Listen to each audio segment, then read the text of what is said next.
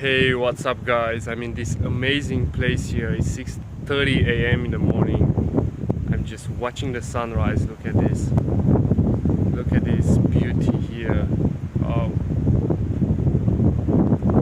Look at this Lemurian land here, guys. Oh my god. Wow. I'm like, wow, this island is incredible. So guys, I want to speak with you. Let me change a little bit of lighting here. So I want to speak with you about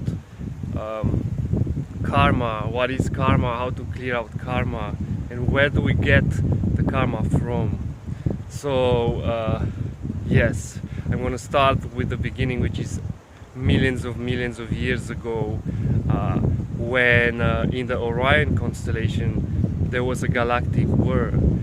Why? Because there was a portal there, a powerful interdimensional portal, and some beings in our galaxy probably already heard about it. I'm not going to tell their names, but some beings wanting to take over this portal, to own this portal and control this portal. And you cannot just own stuff in the galaxy. It's like the galaxy is free for us. It's abundant. Every planet, every sun, every star, every constellation here is abundant, and we can just free flow and experience everything we want.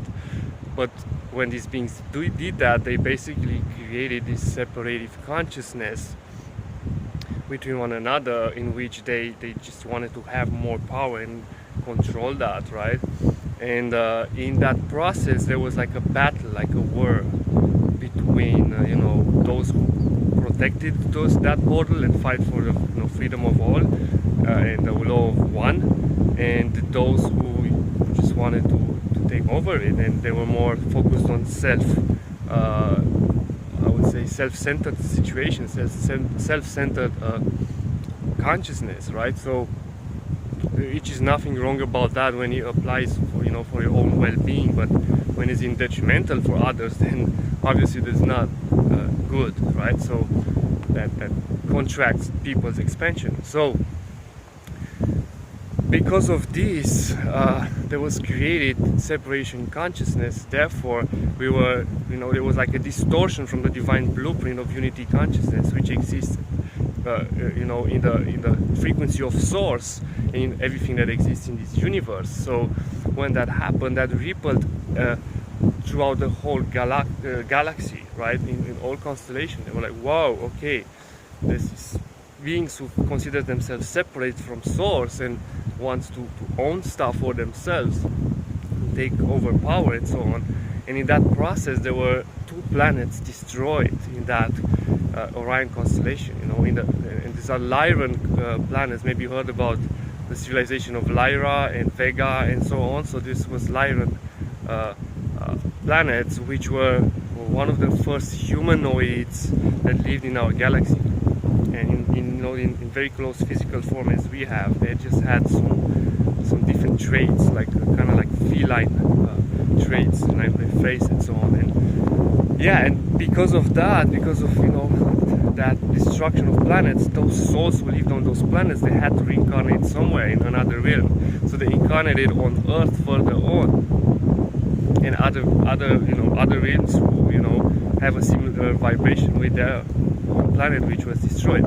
So from there, other beings also incarnated to play out this separation consciousness again.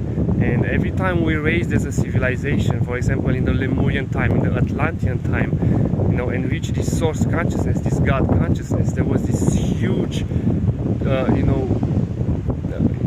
impulse of taking over and having that power for ourselves. And that's why these civilizations in times were destroyed. Also the Egyptian story is kind of very similar, and we inherited this karma here on the planet, and our souls maybe are also from different constellations, and we were all impacted by this galactic war, right? So that war rippled affected into today's society as well. As you can see, that we we created the battles and the wars and the separation consciousness between countries, and this constant fight for survival and gaining and territory and so on. And this is reflected through our very normal daily lifestyle and how we perceive one another and the judgments and so on. So what karma does, karma keeps looping back these patterns for us to see them, for us to acknowledge that there is something fundamentally that has to be changed there, and see each other as one again.